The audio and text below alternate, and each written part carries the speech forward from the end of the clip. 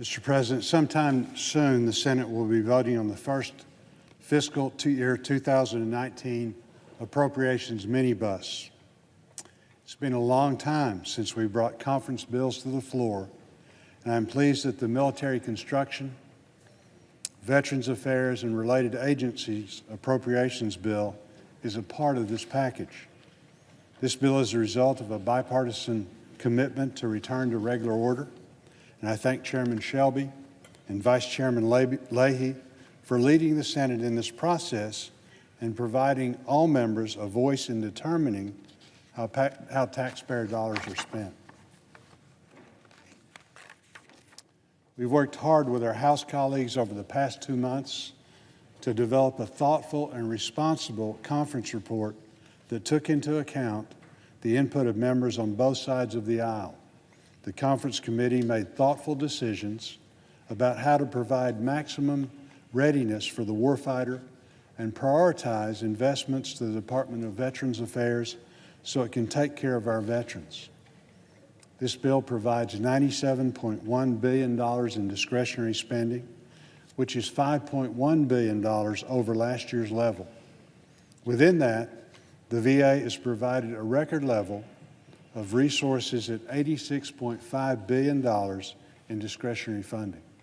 That's $5 billion over last year's level and $1.1 billion over the President's request. These resources will provide health care and other important benefits earned by U.S. service members. Included in the bill is $1.25 billion more than requested for medical services and community care to support VA's traditional community care programs as it transitions to a new and improved program.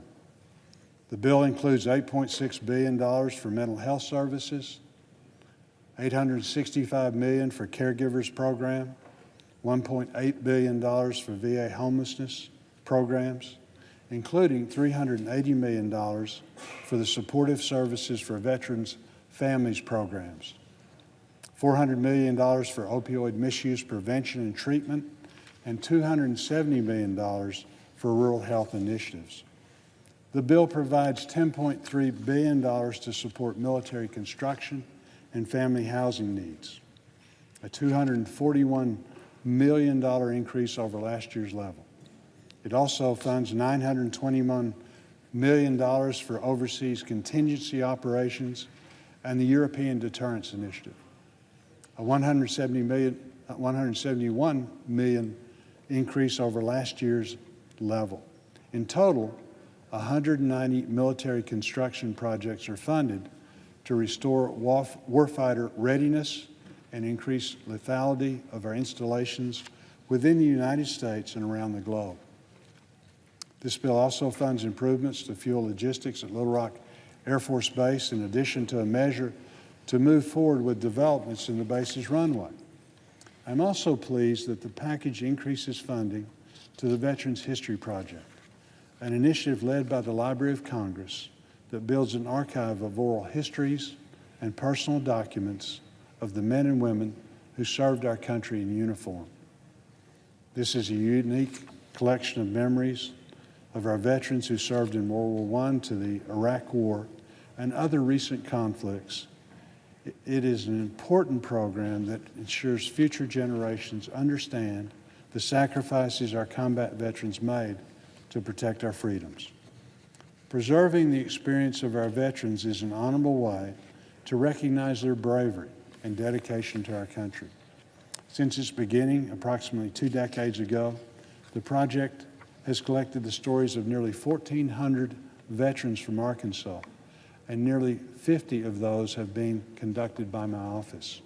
We are training more and more Arkansans to conduct these interviews for submission to the project. These are all things that we can be excited about related to this bill. A lot of time, a lot of energy has gone into putting the legislation together. I would like to thank Senator Schatz and his staff, Chad Shulkin, Jason McMahon, and Chairman Carter and Ranking Member Wasserman, Schultz and their staffs for working hard to address the needs of our service members and their veterans. I would also like to thank very much my own staff, Patrick Magnuson, Jennifer Baston, Joanne Hoff, and Carlos Elias for their dedication, hard work in moving this bill through the committee process to the Senate floor and through conference negotiations. Finally, I want to thank Chairman Shelby and Vice Chairman Leahy, along with Chairman Frelinghuysen and Ranking Member Lowy, for the dedication and leadership that they provided throughout the bipartisan process.